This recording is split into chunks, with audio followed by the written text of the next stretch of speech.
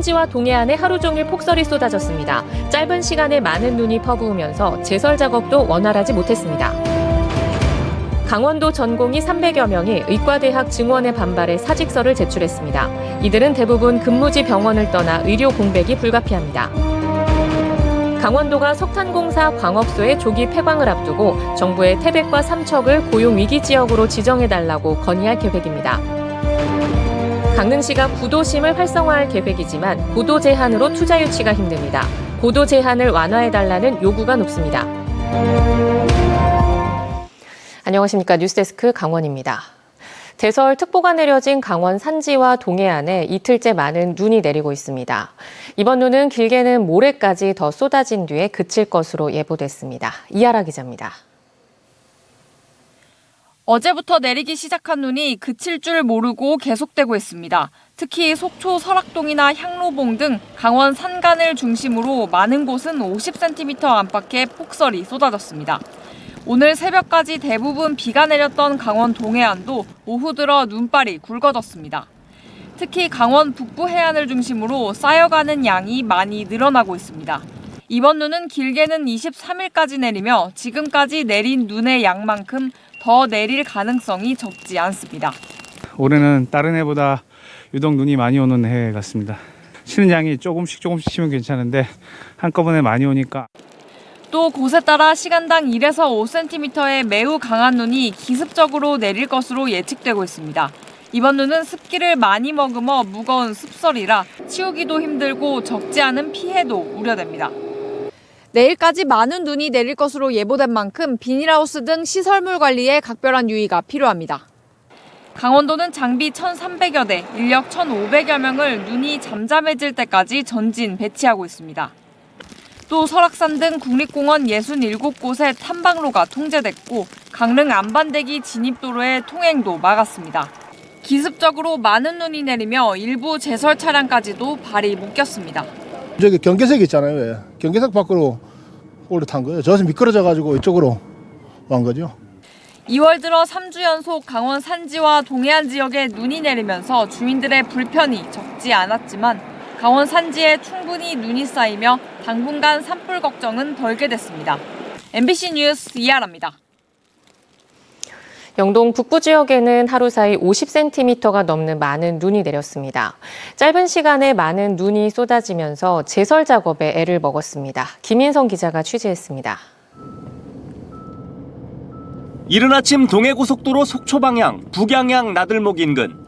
펑펑 쏟아지는 눈이 도로 위에 계속 쌓입니다. 지금 보시는 것처럼 간밤에 20cm 넘게 눈이 내린 동해고속도로 강연 졸음쉼터 구간입니다. 간간히 눈을 치우고는 있지만 워낙 빠른 속도로 많은 양의 눈이 내리다 보니 차량들이 제속도를 내지 못하고 있습니다. 오가는 차량들은 비상등을 켜고 조심조심 운전할 수밖에 없었습니다.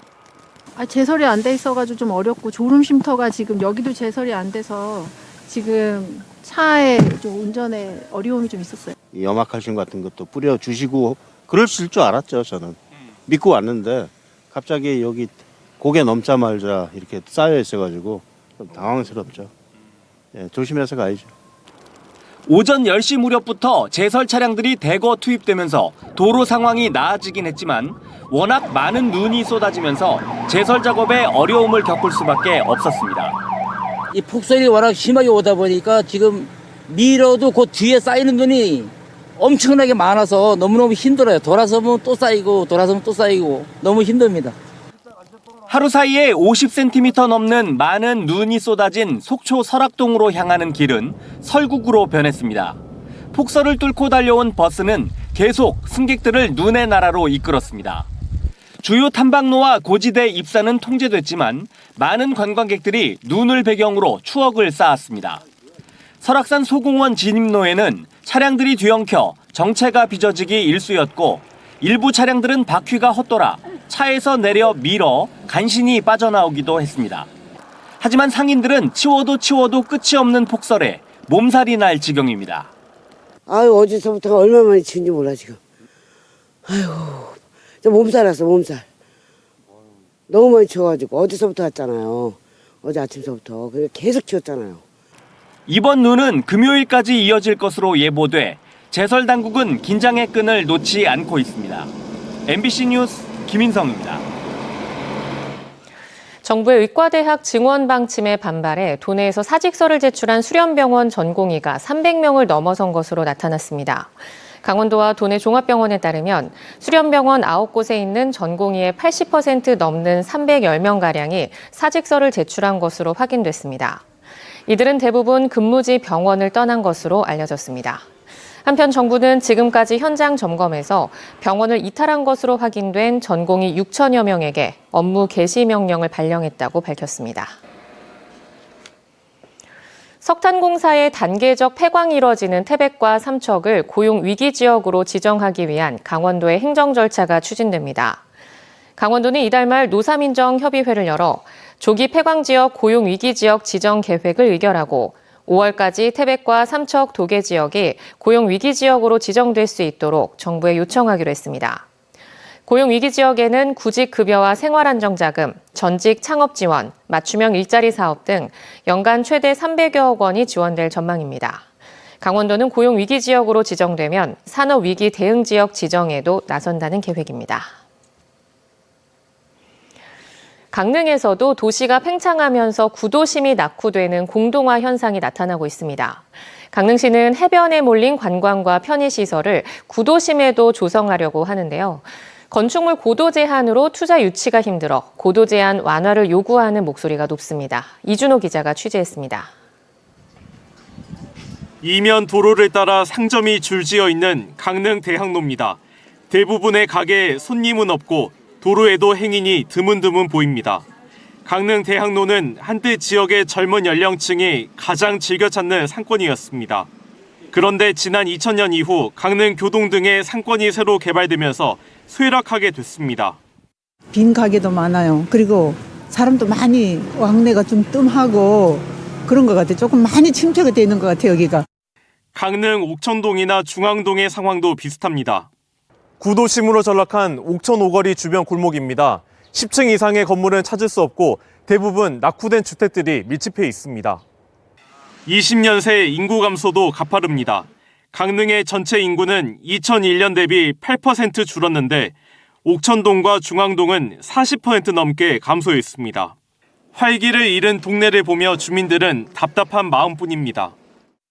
다른 지역에는 그래도 보면 발전이 좀 되는데 여기는 발전이 하나도 되는 게 없죠. 그대로 지금 옛날 그대로. 사정이 이렇자 구도심을 살리기 위해 강릉시는 고급 호텔과 복합 상가 등 투자 유치에 나섰습니다. 하지만 이 일대 20제곱킬로미터 이상 땅의 건축 고도가 45m를 조금 웃돌고 있어 투자가 번번이 무산되고 있습니다. 고도 지역 제한으로 따라서 용적률이 안 나오기 때문에 투자로 이어지는 경우는 상당히 적은 사례가 되겠습니다. 이 때문에 강릉시는 비행안전지역으로 묶인 구도심의 고도 제한을 20m 이상 높여달라고 최근 공군에 요청했습니다. 그러나 공군은 군사기지 보호법을 이유로 요구를 들어줄 수 없다는 입장입니다. 고도 제한 기준은 기지 인근 지역 주민의 안전과도 직결되어 있어 신중하고 보수적으로 관리할 수밖에 없음을 양해 바랍니다. 강릉시는 지난 2019년 서울 일부 지역에서 군이 고도 제한을 완화해준 사례가 있다며 공군을 상대로 완화 요구를 이어갈 예정입니다. MBC 뉴스 이준호입니다. 지난해 서울의 한 아파트에서 대형 화재가 발생해 30명이 넘는 사상자가 발생했습니다.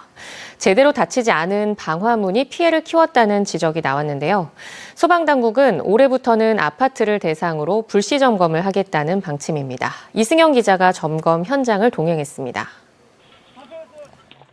지난해 32명의 사상자를 낸 서울 도봉구 아파트 화재. 제대로 닫혀있지 않았던 방화문이 피해 확산의 원인으로 꼽혔습니다. 사고 이후 취재진이 우리 지역 아파트를 점검해보니 사정은 다르지 않았습니다. 일부터 열리면 너무 깜깜하니까 또 조금 열어놓은 집도 있고. 대형 화재로 큰 인명피해가 발생한 지 2달. 소방당국이 현장 점검에 나섰습니다. 불이 나면 자동으로 닫혀야 하는 방화문입니다. 서서히 닫히는가 싶더니 중간에 멈춥니다. 자, 지금 더클로저 힘이 좀 약해요. 꽉 닫히지 않으면 방화문은 유독가스 확산을 막는 기능을 못합니다. 방화문과 맞닿은 유리문도 문제입니다. 지하에서는 지상 1층으로 대피해야 하는데 유리문과 겹쳐 방화문이 쉽게 열리지 않습니다. 시정 명령을 내리도록 하겠습니다. 지상층에서는 방화문을 닫아놓으라는 안내문이 붙어 있습니다. 그런데 이를 아랑곳하지 않고 방화문은 여전히 열려 있습니다.